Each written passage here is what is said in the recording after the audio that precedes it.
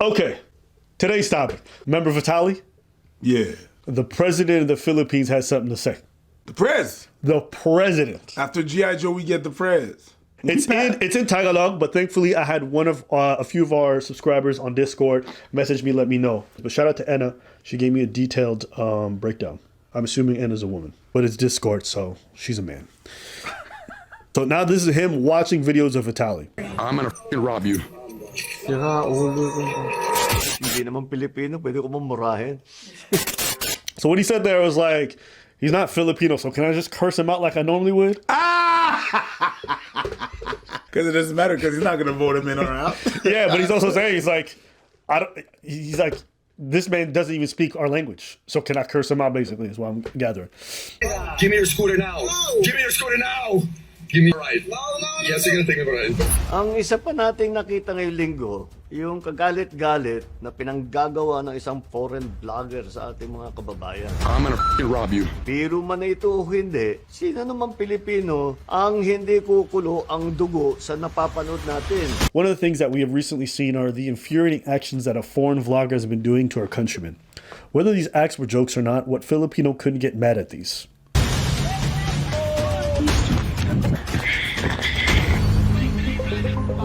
Nakakalungkot dahil ito isang naging bahagi na ng social media na nagkakaroon ng mga vlogger na nanggugulo lang, nang aasar lang, nang buwisit lang, nang babastos lang para makakuha ng mga viewers.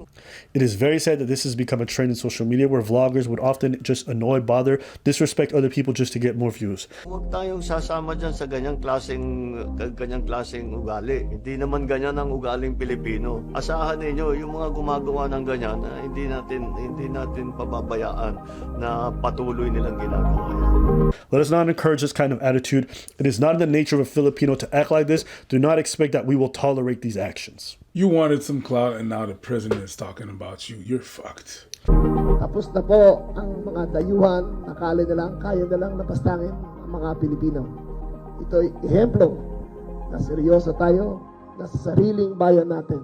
Hindi tayo magpapabasa sa kanila. This time, the time where foreigners think they can just come here and do blasphemous acts and disrespect Filipinos is over.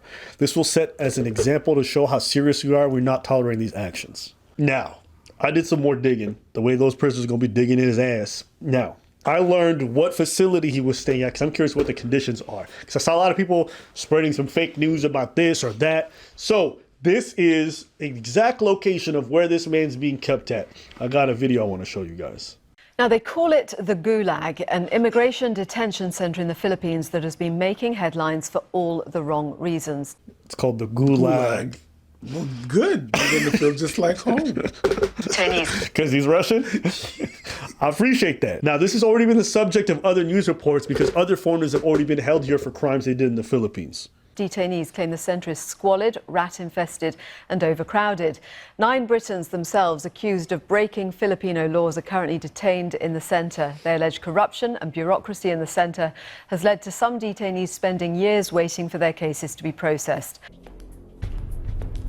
Rats and cockroaches, overcrowding and lack of basic facilities. That ain't mustard, and it ain't sweet. Detainees at the Bicatan Detention Center may have been accused of breaking the law in the Philippines, but according to the country's constitution, they should be granted acceptable living standards regardless of whether they are innocent or guilty. Yuck. The Bicatan Immigration Center is inside a police camp on the outskirts of the Philippine capital, Manila. And the camp has long had a notorious reputation. In the 1970s and 80s, opponents of the former Philippine dictator Ferdinand Marcos were routinely tortured here. Now the detention facility is where foreigners wait to find out if they will face the courts or be deported back to their home countries. The stench must be crazy. You think about the stench, I gotta be the energy in the place. Like, think about it. People were tortured and murdered there. And that's where you go to bed every night, crowded with other people who definitely committed some crimes. You said crowded with other people? Who committed some crimes. Multi-rats and cockroaches. Cockroaches too. But you know what? When I go to bed, I just know that I'm sleeping in the same place as potential murderers, rapists, whatever the fuck it might be. And here's another thing people don't mention. Vitaly. I know he not feeling well because that man, he's on them roids, right? He been snipping. Yeah. So he in there, he don't got access. You understand how hormonally fucked up he's about to be, not having access to any of his supply. He gonna come out looking scrawny, looking fucked up, and I wouldn't be surprised if this dude's crying and breaking down on a regular basis. Because if you do a cycle, for example, I think what I read about was that you have to like, on the come off, you have to do another balance of some kind of other chemical to be able to come off it safely. He's not gonna have none of that. There's a possibility that he dies of a heart attack over there.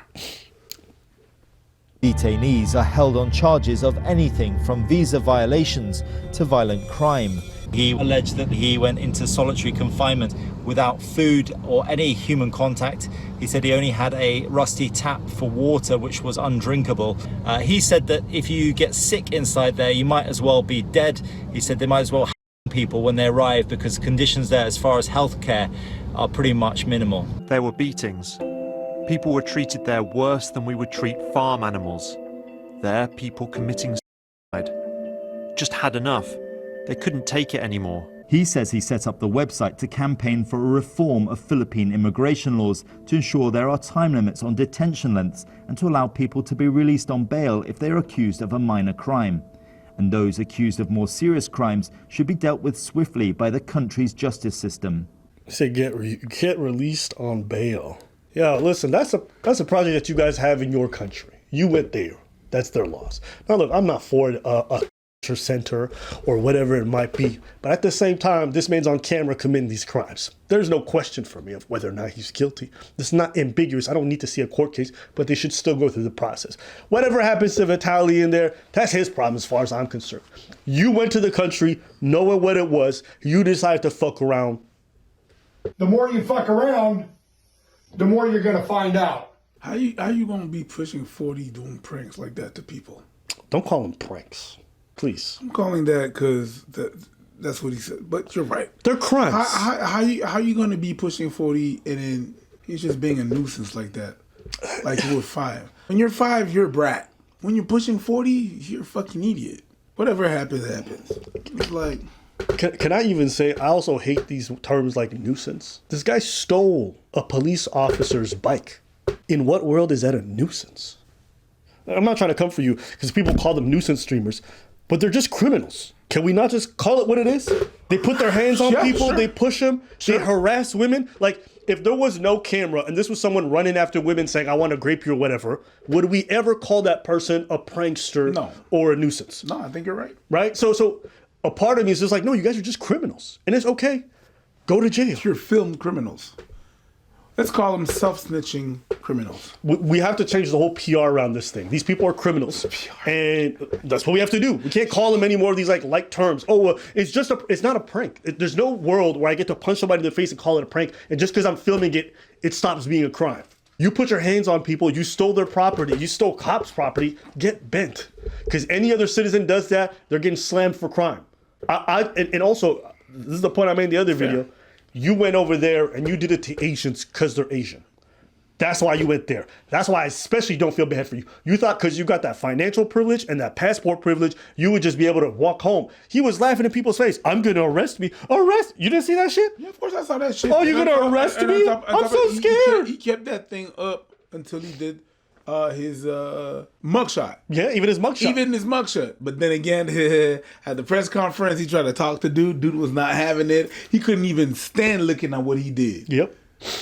Vitaly's going to be a great sacrifice because the harsher his punishment is, the more it sets the standard for other people. Since you guys as a whole group wanted to be fucking idiots and ruin it for everybody, they need to set the standard. And I hope every Asian country sets stiff penalties for this kind of shit. Wasn't Johnny Somali's court date on the 10th? Oh, they're adding more charges. That shit's just going, bro. The dude's out here begging for money to be able to, because he can't afford anything. They're fucking him in the best way possible. Pause. That sounds crazy, but you know what I meant. But they're doing that. Yeah. They're not letting him work. They're not letting him stay in prison, so they're not paying the bill for his rent. They're not giving him food, nothing. They say, oh, you're going to pay your own dime, but you can't film any more stuff until this trial's done, and we're going to take our time with this trial. They fucking him good. Yeah. And people are not donating? I mean, he don't got the following for that. And, you know, his sicko fans, they don't... He's doing all that for not that big of a following? Oh, yo, people will do a lot. People do shit for free. What you mean? As a dancer, you know this. Fair. As a dancer, how many times have you seen niggas take nothing for some exposure? Or some dick. I wasn't. No, you went there. I ain't mad at you. You offended all these people. You spat in their face. It just is what it is. Get bent. That's it. Oh, and in case you guys were wondering, like, oh, he might get VIP treatment. I did some research on this facility, and what's VIP treatment for them? Check it out. The Bureau of Immigration has relieved from its post the head of its immigration detention facility and 35 others following the discovery that detained foreign nationals have access to prohibited items, including gadgets. A total of 36, including the head, were relieved following a raid the other day, according to immigration spokesperson Dana Sandoval. The raid Sandoval was referring to was the January 31 Upland Greyhound conducted by the Bureau's Intelligence Division, assisted by policemen and SWAT personnel from the National Capital Police Office. The authorities seized the sharp objects, construction tools, cigarettes, mobile phones, laptops, modems, and undeclared cash. Among those seized are 6 smartphones owned by one of the 4 Japanese citizens, subject to deportation requests from the Japanese government.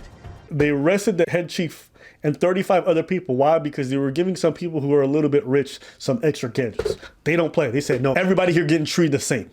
So you want to give them extra you going to jail too, stupid. Yeah. Listen, I'm not saying the Philippines is a perfect country or the justice system is, that's not what I'm saying. I'm saying they make a concerted effort not to treat these foreigners like they're great. And you guys might wonder, why are they holding them this long and then deporting them or whatever it might be? It's because they don't want to house these foreign nationals. So they're going to hold them in the facility to teach them a lesson, set an example, and they're going to say, go back to your country. Your own taxpayers can take care of you. But you learned your lesson. And I guarantee you, all these people who are fucking around this country and spent time in the detention center, don't come back and try that shit again. There's a lot of evil people who go to these countries that are poor, quote unquote, and then do some nasty, foul shit. Everything from diddling kids to engaging in all kinds of sex. So understand the local population has a lot of reasons to be wary of these foreign nationals who come around to fuck around. Yeah, you remember reading that story about that, I'm almost certain he was English. This young Englishman who ended up going to volunteer at some Christian-related youth schools all across, I believe it was the Philippines, I'm almost sure. The kid was like 18. Okay. Anyways, at the time when this happened, there was a big national story that was starting to break maybe 4 or 5 years afterwards about Magic Road, Silk Road. You ever heard of Silk Road? No. That's the deep web. That's the dark web. Silky Road? Silk Road. Silk Road. Silk Road is sounds like a level in Mario Kart. Facts. Now, this place was where people would put out snuff stuff, grape things, share things of children, whatever it might be. So this guy would go to these countries that were abjectly poor, pretend to be a volunteer, and go around diddling kids. We're talking about kids 3 months old, 2 years, 5 years, very dark stuff. They found him through this. So this guy had uploaded videos for years to this place, and he kept going back there.